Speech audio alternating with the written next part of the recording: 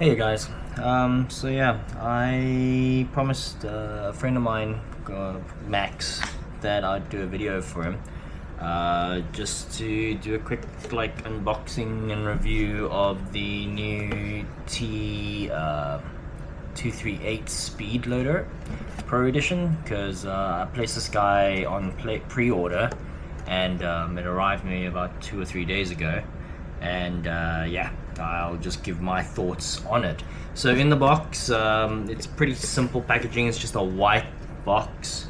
Toss that aside, and then you'll obviously get the unit. I've loaded it up with BBs, and this one, the Pro Edition, on the pre-order came with a battery, the LiPo battery that came with it.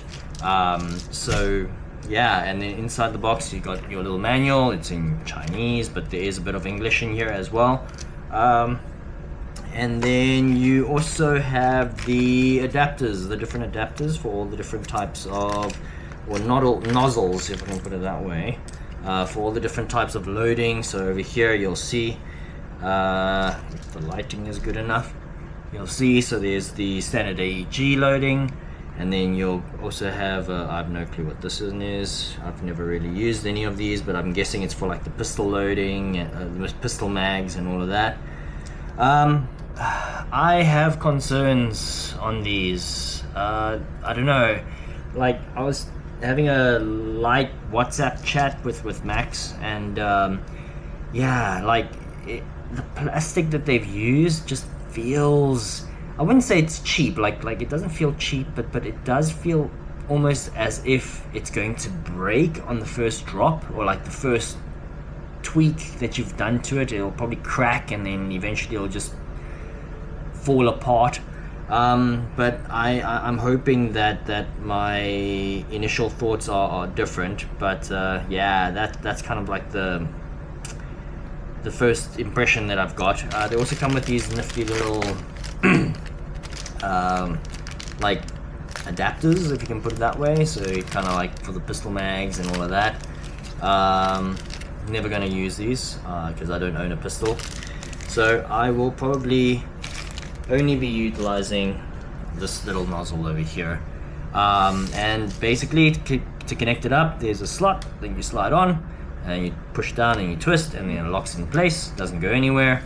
The initial loading of it is like this little battery, or this door here, right? So here you just flip it up, load it in, and yeah, that's basically how you load up the BBs.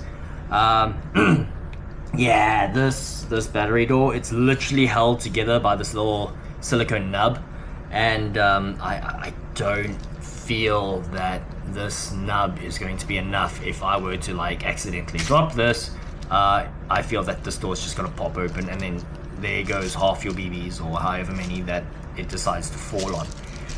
But the initial opening of it, there is a battery door on the bottom end here, where you need to connect up the terminals. Don't like it because you have to use a screwdriver to get access to it, which I have not prepared for. I will be back. Okay. So yeah, to gain access to the battery door, it's literally here. It's not like super tight, so I'm just gonna use my fingers, and that you'll unscrew your battery door. I also had like a bit of a chat with some of the people on the community that already own this as well, and some people's complaints were like the battery, the way it's placed, like it kind of interferes with the joystick over here, because like you'll see here, the battery kind of like is very close by to where the joystick is. So sometimes if you push the battery all the way up, it will kind of hinder the way that the joystick moves. But let's just plug her in, and that's also another gripe of mine as well, is it's so tight. Like you'll plug her in, cool, but now where do you put all the cabling? Like the cabling feels as if I'm gonna snap this connector off, or snap off some of the terminals before I'm able to shove it in. So I see, I was referred to a Cults 3D print, for an extension of this. It's kind of like a toolless battery door per se, so that you don't have to screw in the battery or screw on the battery door to gain access to the battery. And also it acts as kind of like a secondary storage compartment for all your adapters and stuff, because right now there's no means of storing that type of, or storing the actual adapters when you take it to the field, and you're not going to rock it with this nozzle sticking up. It doesn't make sense, because you might just snap it off in your gear bag or something like that, right? So yeah, let's go on the journey together. I've loaded up a bit of BBs. My other thing is, like, look, I know it's a new product and it's definitely innovative. To turn it on, sorry. But in the initial thoughts of it turning on and the board on its own, it's smooth. Like, it's really smooth. It's almost as if you're running 144 hertz or 240 hertz screen, where it's really quick and smooth to actually load up. And yeah, you can set your BB count, you can set it's got the battery voltage over here and how many BBs it's loaded since the amount of time of turning on. And yeah, let's just see how this thing loads. I'm just going to grab a mag. Okay, sorry, wasn't really prepared for this one. But I have two types of mags. I have the EPM ones, the shorties, and then I also have the RX mags, the new RX mags. So let's see how this goes. Let's load up. It's 170, I will say. Let's just load it all the way up to about, let's say 168. Right, conk it, and it's loading. Seems smooth. 80, 120, 168. Loads up fine. Yeah, that's also the other thing about these EPM1 mags, right? Like, you'll load them and the slider doesn't go all the way up. So it shows that I've got 168 in here, but it tells me that I'm only halfway loaded. I don't know, maybe my spring is a bit tight or loose or whatever else not, but it loaded it up fine. Usually all the other loaders, especially the Marie ones, it sounds like it struggles a bit to load up. But this seems to be okay. So the RXs are 250 mags. So let's put this bad boy on 48 because that's not overloaded. Press it down, starts loading. Seems to be smooth. No struggling, no whirring per se. There's a bit of whirring there. 248. So yeah, loads up. It seems to load up. So yeah, same thing though. Like it also only goes about halfway. But I don't want to overload this thing. But it sounds like it doesn't struggle, which is a good thing. And let's see how it goes. But that's basically my first impressions. The plastic is definitely a wish to have kind of scenario where the plastic feels a bit thin. It feels a bit thin, worried that if I drop it it's going to break and crack. The software seems good. Like, it really does seem good.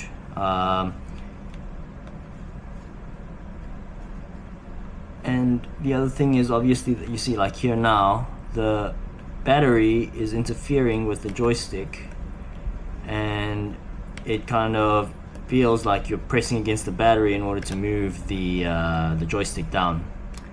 Other than that, it's a loader. It's an electronic speed loader. It's something other than the Vanguard, and it's smaller than the Vanguard, which is quite nice. Will it replace your Odin? I don't know. I don't know if it'll replace an Odin, because I personally think it's a manual thing. You don't have to worry about batteries. You just twist and rotate and it goes in. But this is just a new way to load up a little bit quicker, per se. And yeah, I'll let you know how things go from there. Thanks, guys. So yeah, I was just loading again, and I noticed when I started unloading, it doesn't seem like the full thing was actually loading. So it seems to be there's a pressure sensor in here where if it feels that it doesn't, or if there's too much pressure on it, it will automatically stop. So that's also something you might want to keep in mind, because now you're loading and you don't know whether it's actually loaded up the full 250 or if it's because the pressure is too low or it's too high and can't load anymore. So now I've set it for 250. The loader says 250, but like I needed to press it twice before I got a full capacity load, right? So yeah, good and bad, I guess. Like you're protecting the loader in a sense. Yeah, that feels more like 250. But yeah, I don't know. It doesn't seem like it's loading the full amount that you tell it to set. It's quick though, and it doesn't sound like it struggles.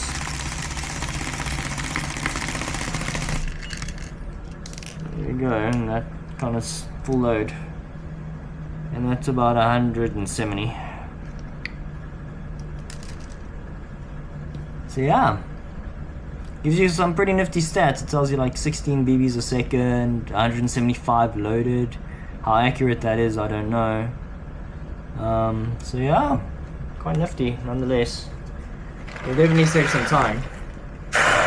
The other thing is there's no unloader, so I have to use my poor fingernails to unload this.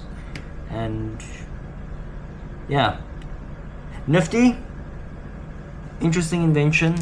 Definitely there's a market for it, for smaller speed loaders, for the average Joe, as opposed to dropping, what was it, I think like 3,000 Hong Kong dollars for a Vanguard for the Pro Edition. And man, like I've already got enough stuff to carry around. I don't want to, and like for us, we don't have cars that we have to go in, that we can just toss our gear bags in to get to the field. We kind of have to haul around all of our stuff till we get to the field. So it's quite a mission to carry all of that stuff as it is. And I've got a gear bag where I just throw everything and wheel everything around. But I mean, still, if I have to throw another Vanguard in there, man, that bag is just going to be so heavy, or it's going to be so cumbersome, because now I have to carry this thing around on my other arm. I've got my scuba tank I have to take. Yeah, so it just involves having to carry more stuff. So this is a nice little niche because it's small, it's compact, I can toss it in my gear bag, it's not going to weigh a ton. I just wish this BB door were secured in some or other fashion. Like, give me a lock or something at least, to make sure that I'm assured that if I close this thing, it's guaranteed to be closed. And then also the plastic for the nozzle. I already have my concerns about this, because just loading, it's a fresh load, I haven't loaded any BBs yet, and I'm already starting to see like scratches from the BBs that it's leaving in the nozzle piece. So yeah, let's see how long it lasts. I already placed an order for like some 3D printed parts, and looking to maybe see if we can't print out a different shell as well, because there's a lot of dead space in here. Like I get like they need to give space for like the mirror and stuff, but I'm pretty sure if they drop the platform a little bit lower, or they use some of the dead space that is housing the motor, like a slope or something, you would probably get more BBs in here as opposed to the 1,800 that they proposed. So yeah, that's my initial thoughts of it. I'll let you know a little bit later on if there's any issues, but I foresee definitely improvements. There are definitely improvements that could actually happen. But thanks guys.